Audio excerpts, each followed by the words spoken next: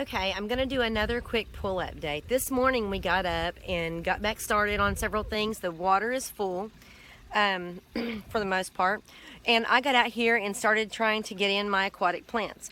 Now, of course, they're small. They've got to get time to let their roots take hold and get some growing going.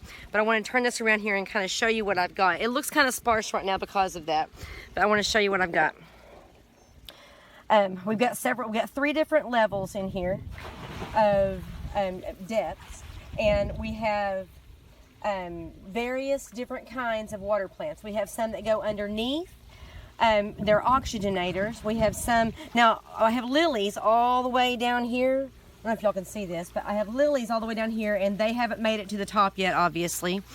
But all of this over here are various levels and various kinds of aquatic plants that will work together to keep our pool clean.